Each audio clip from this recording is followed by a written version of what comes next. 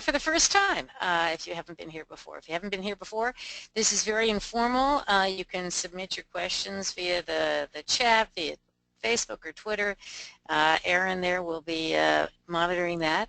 And I'm going to turn off my webcam so that we get the maximum amount of ease of presentation here, but I'll come back on after. And the slide should take us through to about 12:30, and then the rest of the time is up to you. I will get rid of my webcam there. There we go. So the future of measurement is kind of an interesting topic because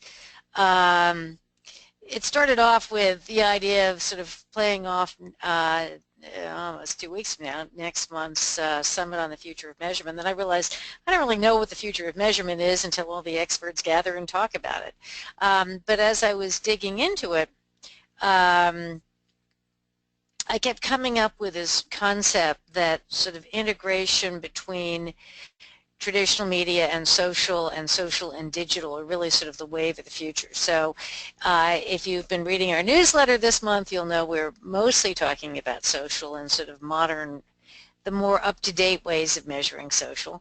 Mostly it's end vanity metrics. That's what everybody seems to be saying, but we're going to talk a little bit about all the other aspects of it.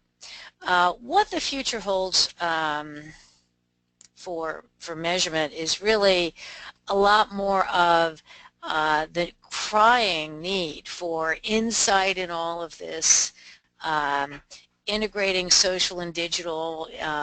There's a new statistic of that most of PR departments that have social in them are losing that, and social is being moved over to the digital department because it seems to make more sense. For PR, it's much more about search engine optimization and using content created by the PR department in social and digital ways. The role of press releases is, shall we say, getting minimized, or it's not so much as minimized, it's just that people are using press releases more to optimize SEO than to actually get somebody to pick it up. Much greater importance given to individual influencers. One of the more interesting studies we're doing right now is looking at key media, but within that, sort of top-tier media, the specific 20 or so influencers that this client has identified that her staff is working with on a regular basis. What we're finding, sort of the first couple of quarters of this data, shows that, yeah, if you focus on 20 people, they are much more likely to communicate in a variety of fashions your key messages. They're more likely to communicate exactly the quality of coverage that you're trying to aim for. So individuals rather than platforms, individuals even rather than media outlets. Much more focus on paid and owned media rather than earned media. Not that earned media isn't important, and God knows in this political campaign it is, but it just seems like more people are using social media, in particular in the promotional marketing way rather than the earned media way that it started out. Increasing focus on trust and relationships, that people understand that you really can't do business if you don't have trust, and it'll be very interesting to see how Wells Fargo rebuilds that trust. And as I sort of mentioned early on, increased focus on integration of metrics into one single dashboard. I've gotten, I can't tell you, probably a request a week from major organizations and some agencies as well to help them design integrated dashboards that bring owned, earned, paid, social, email, content marketing,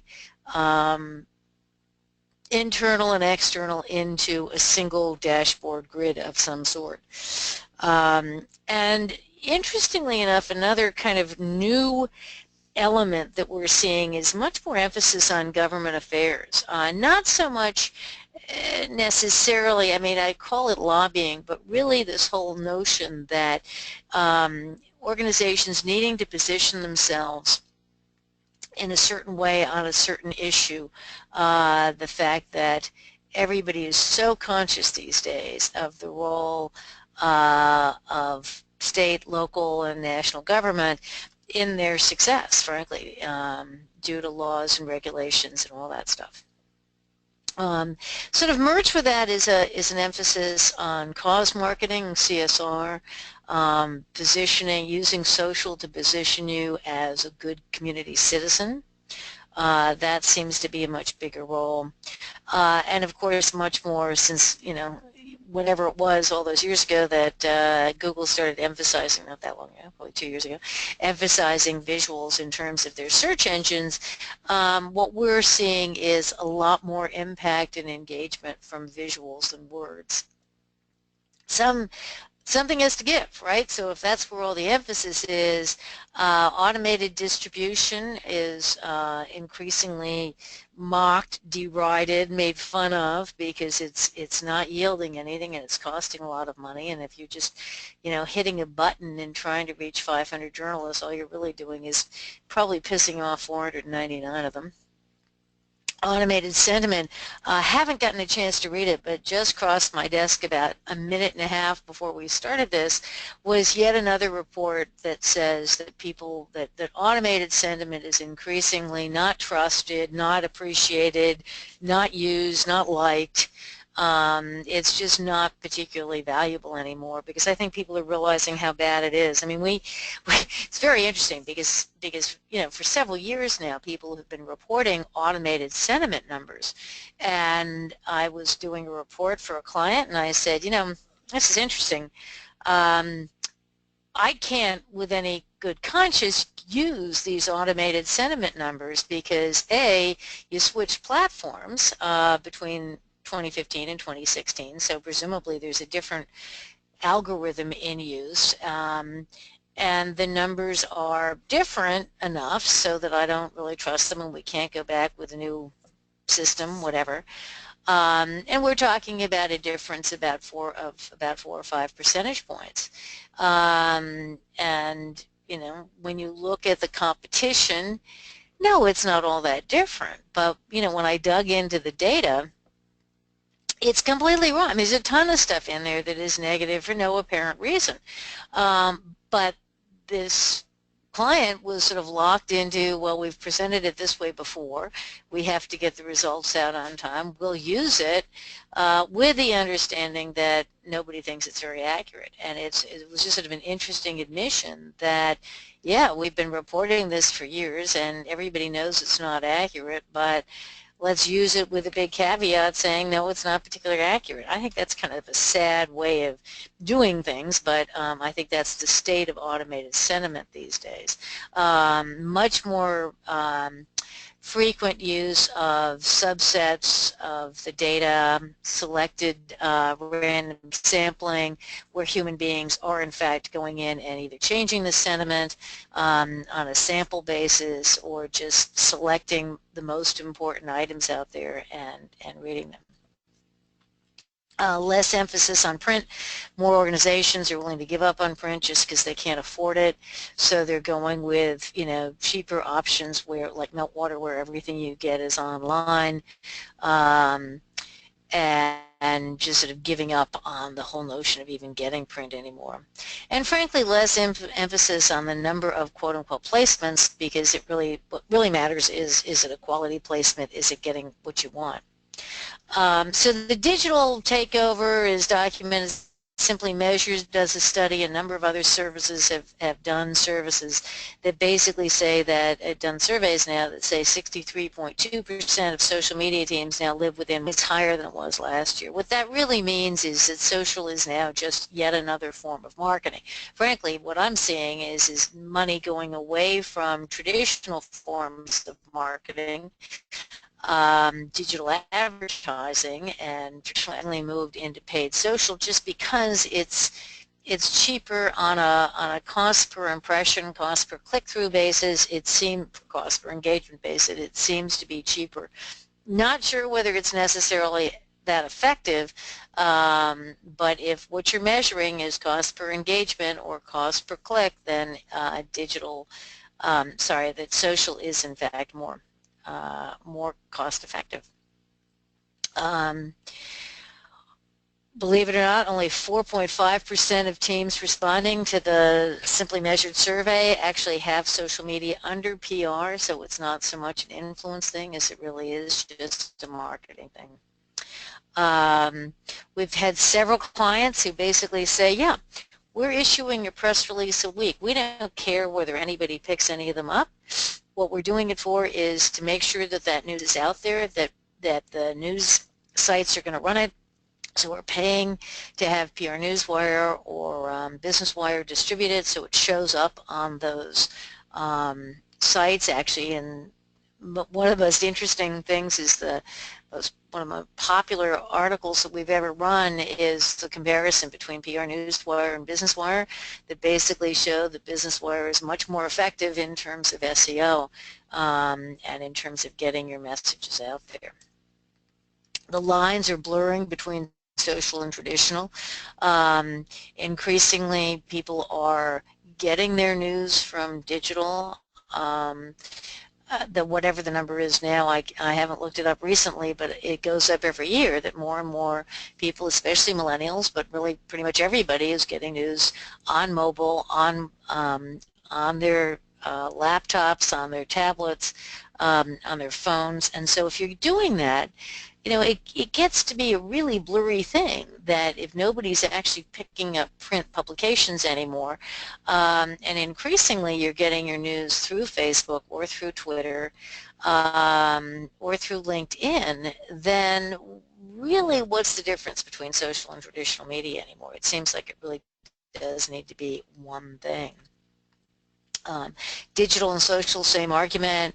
Marketing communications. The Conference Board has just released a fabulous study looking at best-in-class organizations like Southwest Airlines, like MasterCard. It's 16 case studies, interviews, and in-depth research in terms of organizations that have merged marketing and communications. And frankly, I read it about 15 minutes before this started, so I didn't really incorporate that many of the findings, but basically what they're finding is that these organizations that have merged communications with marketing, and I talk merge, I'm not saying let's put communications under marketing, it's a joint approach so that you have marketing and communications managed by one team.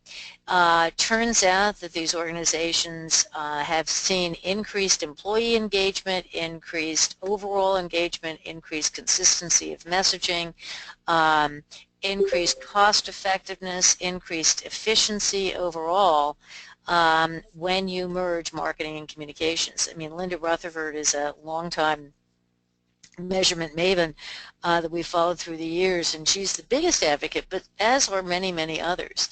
And again, if you haven't signed up for our Measurement Summit, there's going to be several panels and discussions about the integration of marketing and communications into measurement of marketing and communications into a single dashboard. And it's really that's driving this integration, because if the goals for your organization are to communicate key messages or generate certain positioning or certain images or generate more trust or increase efficiency, all of these things are enhanced when you are merging the marketing and the communications functions.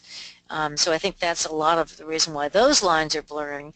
Internal and external are blurring because people are realizing that their employees are their biggest advocates. They're the biggest carriers of key messages, the biggest enthusiasts and advocates for the organization, so why not get them out there, get them on the same page, and get them communicating. And PR and social responsibility, frequently CSR is the only way you can get messages out there, especially after you've gone through a crisis, or if you don't have a whole lot of stuff you can talk about. CSR turns out to be an effective way to get your messages across. Um, Issues management is now merging again. The traditional role of media relations is turning into issues management, when, especially if you are in regulated industries where managing those issues is incredibly important. Um, and in areas like pharma, utilities, all of those things, issues management is really becoming the function of PR, which means that you need to be measuring it not in terms of how many placements, but are those issues being talked about by the influencers out there? Are they being talked about in the right circles? So how do you cope with all of this integration in this future? Essentially the lesson, and again, the conference board study reinforced this, is focus on your target audience, not the delivery mechanism. Because if you're trying to reach a certain group of people or groups of people, you don't really care what your side of the delivery mechanism is. What you care about is, does that target audience actually pay attention to the vehicles that you're using? I mean, what you really need to know is, where does your target audience get their information, and what's most likely to influence them? So it doesn't really matter what you have in place in terms of a department or in terms of delivery vehicles. What matters is, are you going to be effective in reaching that target audience and getting them to do what you want them to do? You have to understand, too, what it is that you're actually measuring. I mean, I think a lot of people say, gosh, I want a social media measurement platform, but they don't even know what they're measuring. They don't know. Many platforms are very good at measuring Pinterest and Instagram and Twitter and Facebook, but frequently they're getting most of their messages across in blogs and in the social side of traditional media. Well, many platforms aren't necessarily going to pick that up. So you've got to be really clear about your audience, what's going to influence them. I mean, if they're over the age of 35, being big in Snapchat and Periscope and some of these newer platforms is not going to be terribly effective. Obviously, if you're a politician trying to reach millennials, it's really important to be on Snapchat. But if you're really trying to reach business decision makers in the purchasing departments, Snapchat and Pinterest don't matter nearly as much as authoritative blogs and maybe LinkedIn. So you really have to narrow it in on what it is you need to measure. Perhaps the most important piece of all of this stuff is getting clean data, and it's increasingly problematic because these systems are designed, many of these systems are designed, evaluated, judged based on how much stuff they're bringing in. Many of these monitoring systems are still bragging about how many outlets they're monitoring. Well, you don't care that, frankly, if you're trying to reach doctors, you really don't care that the, monitoring system that you've just paid a lot of money for is really effective at bringing in entertainment magazines. I mean, unless you happen to know that your doctors are paying a lot of attention to those mediums. So in terms of getting clean data, there are a couple of real basics here. One is, only collect that data that is influencing your target audience. Don't just go for volume, because that's where the errors come in. If all of a sudden, you know that you've been really focusing in on a select group of publications, and all of a sudden your data stream is full of variety or Russian publications or an Indian publication, that probably means, and those aren't your target audience, that probably means that your filters are wrong, that something has screwed up in the collection of things. I mean, we look at a ton of different data streams every day, thousands and thousands of stuff coming in, and most of it is completely irrelevant to the target audiences or to the clients. It's just that everything is set up to gather volumes, not quality. The other thing is check the sentiment. The sentiment is often wrong, and it's in looking at the sentiment that you can find many of the errors. So if you're doing automated sentiment, look at the negatives, right? That's the first thing I do is let's go through all of the negatives. Are they relevant? Chances are no. Chances are that things are negative that have nothing to do with what's important to your brand. That's probably the biggest source of error. The second biggest source of errors is wrong sentiment. And it's always, not always, but it is frequently on the negative side. The negative seems to be the stupider end of most social analytics. Positive isn't as bad. The tendency used to be that they generated much more neutral coverage than is right, but that's probably less bad than all of the fake negatives that we've been seeing of late. Date ranges. We're going to go into a little bit more of these details in a minute, but smaller numbers are good. You're just, what matters is going to be conversions are going to be smaller numbers, not bigger numbers, and expect to fail. And then you got to do something with this. So let's focus on these sort of very quickly, but basically, who are you trying to reach and why? This is what you've got to get clear with your senior leadership. And you got to go to market research, customer intelligence, some source of that data to know what matters to them and know what will influence them. There's some wonderful systems out there that will tell you what's influential in your marketplace. You might have to sign up and buy them. Understand what you're really measuring, right? Is it paid owned? Is it earned shared? Is it a combination between the two? Are you benchmarking if you're being asked to be more efficient? In other words, if you are measuring things like cost per message communicated, cost per impression, or cost per click-through, what that means is that you're really, the implication is your costs need to be lower than some other form of marketing. So, if you're measuring events, is events more or less efficient?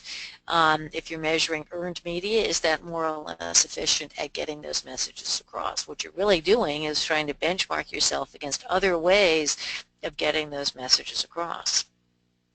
Or if you're being asked to demonstrate share of voice, what that means is you're looking at the competition, and that means in many of these systems paying for additional searches or additional content because you're looking at the competition. The valid in data thing is trust nothing. If you haven't gotten that from me already, I'm extremely skeptical about the quality of this data. Verify everything. Most importantly, the dates. People are incredibly careless when they're producing reports. It's not okay to simply say, yeah, it's, the end of December or the end of June. No, it's got to be, December 31st. Is that what you mean? Or do you mean January 1st? Because frankly, if you're looking at Google Analytics or a lot of the social stuff, your numbers are not going to match up unless you're absolutely sure about the dates, times, and frankly, hours of what you're looking at. The whole unique visitors per month versus impressions versus engagement is a mess. I don't have a great answer. What you need to do is make sure that your definitions of engagement are consistent across everything you're doing, which means that if you got one group using Simply Measured and another group using Social Studio and somebody else using, they're all going to have different definitions of engagement, unfortunately. So my recommendation is go back to your vendors and establish what the definition of engagement should be based on your business, your needs, your priority, your target audience. Do not accept other people's definitions of engagement. I think most of you may have heard me say that impressions are like sperm. There's lots of them and very few of them do what they're intended to do. I would just throw them all out.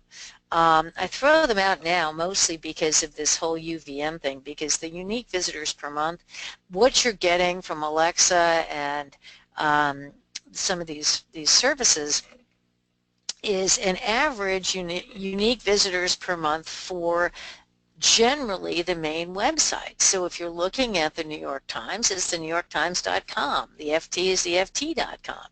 Very few of them and very few of these services are paying the extra money it costs to drill down into the specific UVM, in the specific URLs where your stuff appears. So for instance, if you are going to if you're a food company and you really want to be on the New York Times food section, chances are that's not necessarily what's being reported. It's very likely that what's being reported is the NewYorkTimes.com.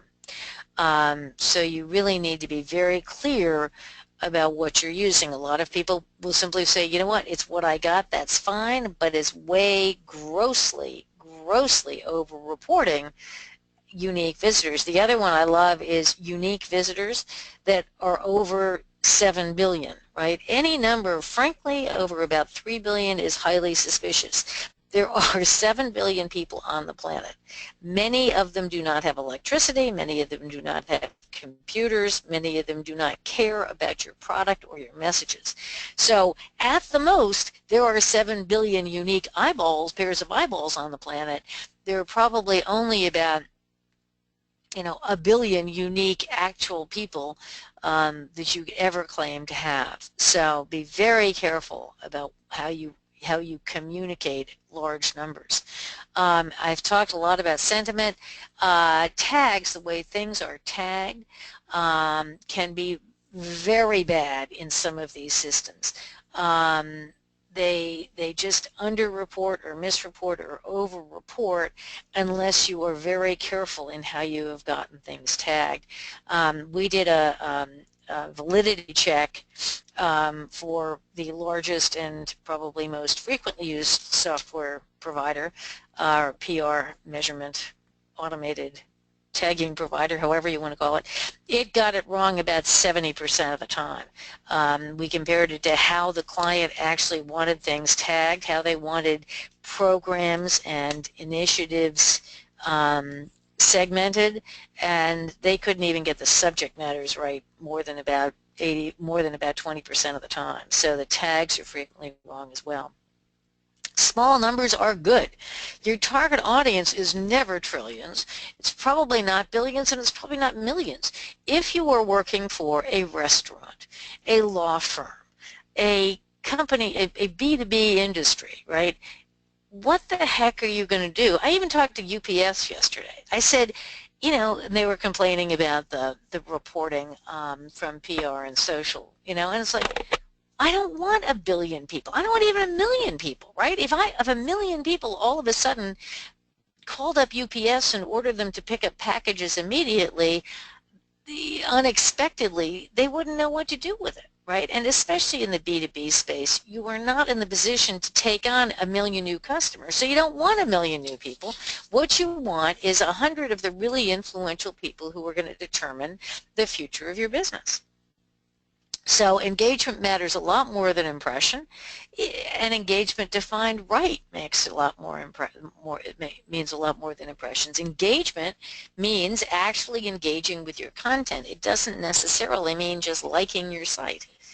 The most important thing you can do is set up conversions in Google Analytics, and if you use a more sophisticated thing like Adobe Omniture or Web Trends or something like that, or even more sophisticated versions of Google, that's even better because you can really dig into the attribution models. But even if you're just using the regular free version of Google Analytics, you can set up conversions so that you know that people are going to the sites that you want them to get to, and you can set up conversions, and they can be segmented by social versus traditional versus social versus organic.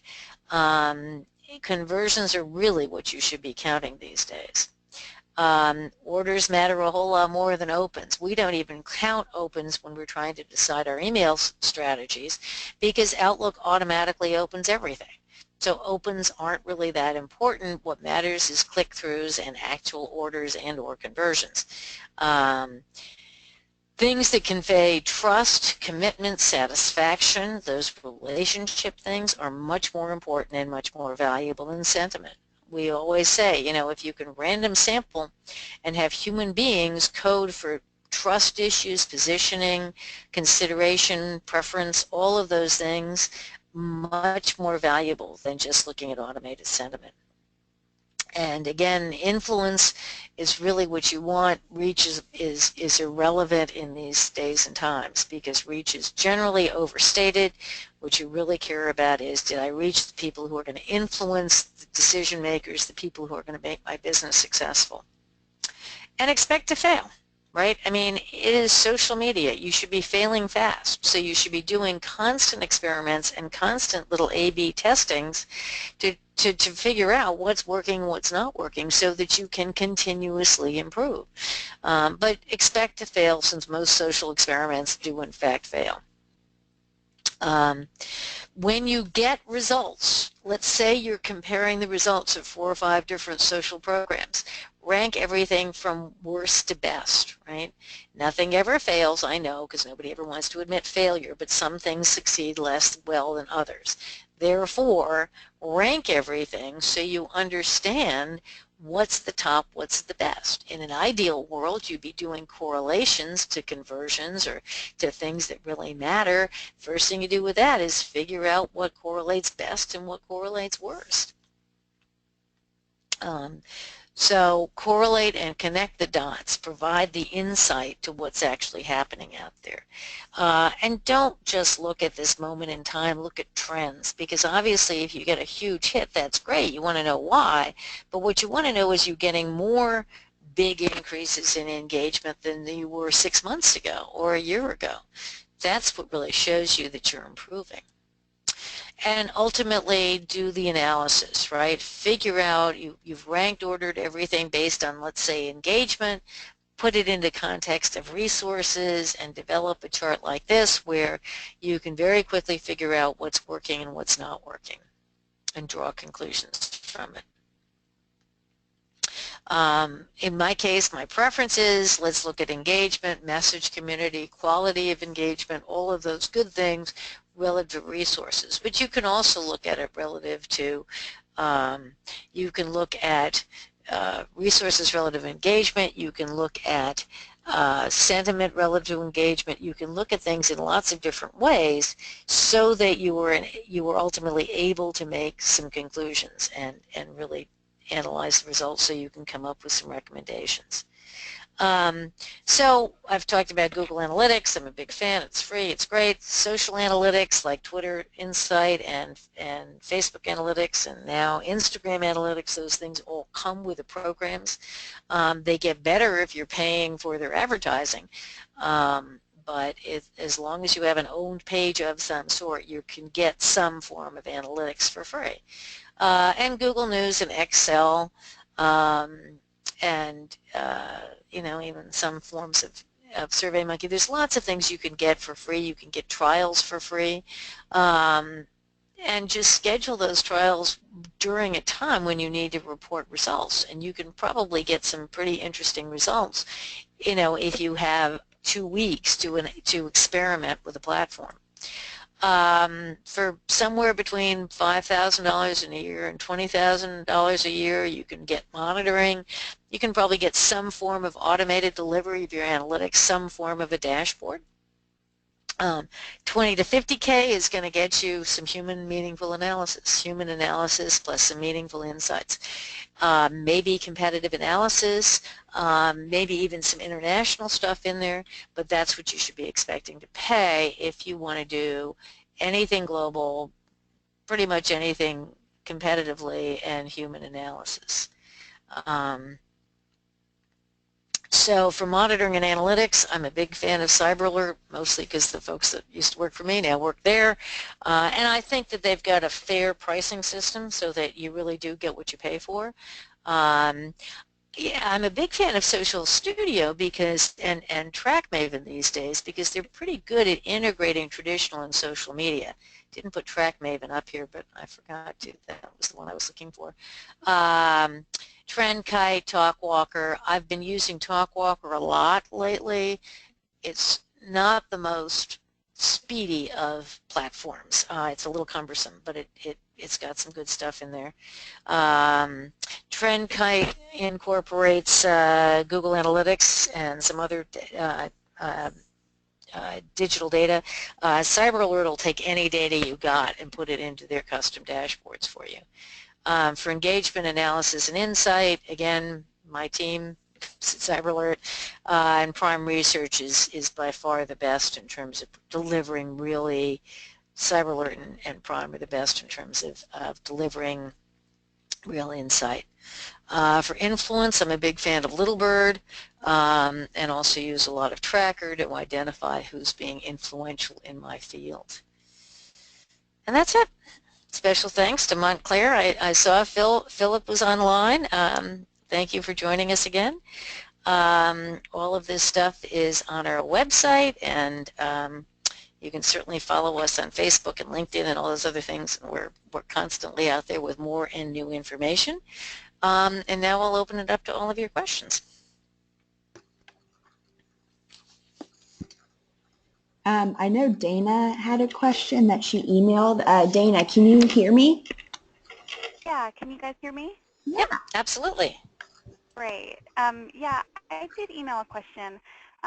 We provide a lot of different metrics to some of our numerous brands that we have within our organization, and one of the questions that always comes up is, tell me the impressions. How many impressions are we getting? And I know, Katie, I read all of your stuff, and I am not a believer in these impressions numbers.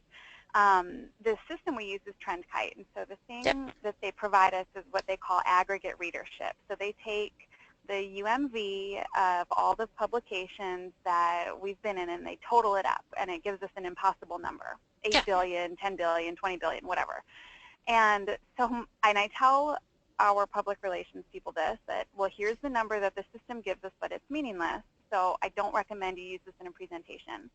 And they're like, but we have to use something. So what my question is there a way to divide that number? Is there a way to say, okay, this is the aggregate readership, so if every single person on every single site looked at your article, then you'd have this many impressions, but it's really more like, you know, half of 1%. Yeah, or it's 1/10 of 1%. Like, is there a standard industry number that I can say you get 20 billion, but your actual number is more like 200 million?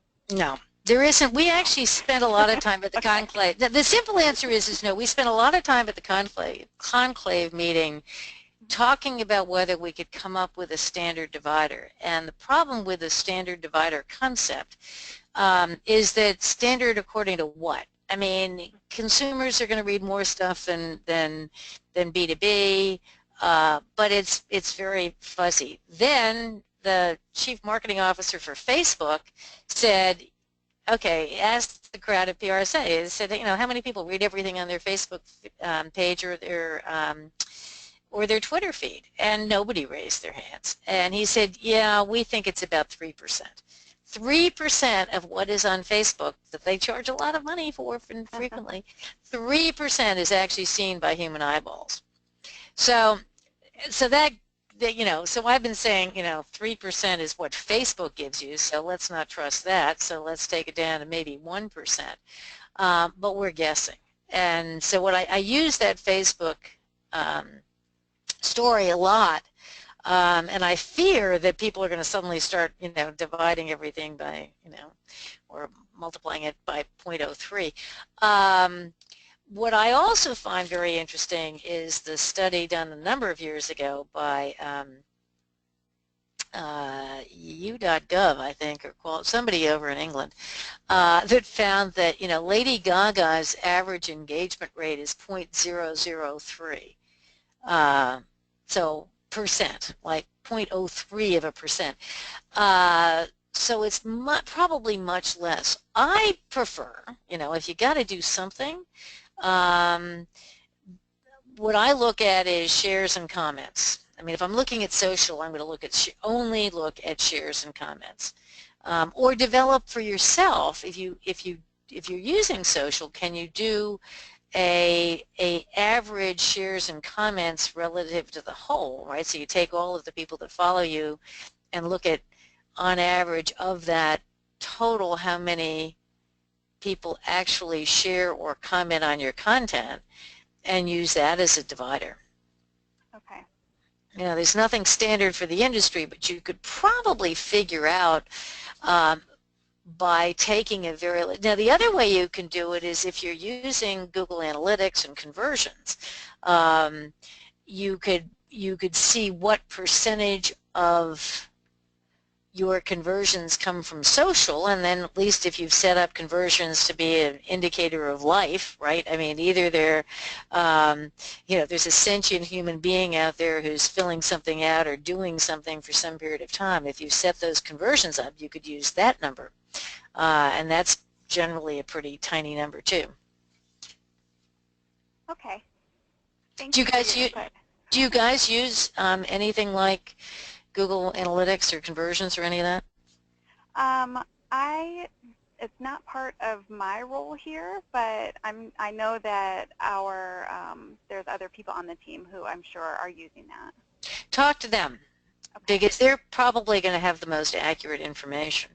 And they may be able to set something up for you that will give you something pretty pretty useful. Again, it's going to be a smaller number, but that might be something that the best thing to do, you know, if you sort of walk this whole thing backwards and say to your brands and people like that, look at what's all of this, what are all these quote-unquote impressions supposed to be doing, right? I mean, are they supposed to be driving traffic to the website? Are they trying to drive engagement? Are they trying to drive qualified leads? Are they, you know, you're trying to expand the marketable universe?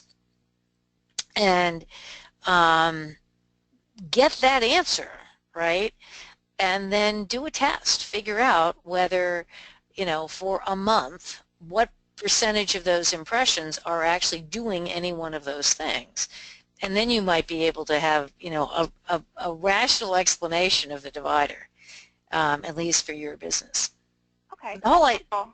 you know, the whole idea is what you want to figure out is who's actually alive and interacting with your content out there. Okay. Thank you. You're welcome. And let me know how it goes. You know, Yeah, if you do that, it'd be, you know, because like I said, I mean, we know, everybody knows that there, who was I was listening to the other night or talking to the other night, that in terms of email, you know, take the email approach. You know, for most emails, you know, yeah, you can say that the average, oh, I know, it was the folks from the Skim. And they said, yeah, for email newsletters, the average engagement rate is probably about 12%, 13%, and ours is 33%. And, you know, me being the measurement queen says, okay, so now they know, right, that their average engagement rate is at least twice what everybody else's are. So they can't compare themselves to everybody else anymore. Now they have to compare themselves to themselves or to somebody else who's in that ballpark, because comparing it to the industry average isn't going to tell them that much anymore, because they've already established that they're at least twice as good as the industry average.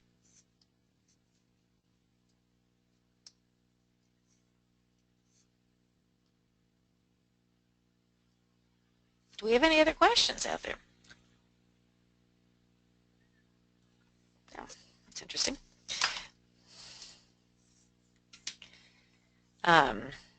Philip, anything from your students recently? Hello, hi, Kate. Hi. Yeah, I'll see you in October. Yeah. And, excellent. Very happy so, you're coming back.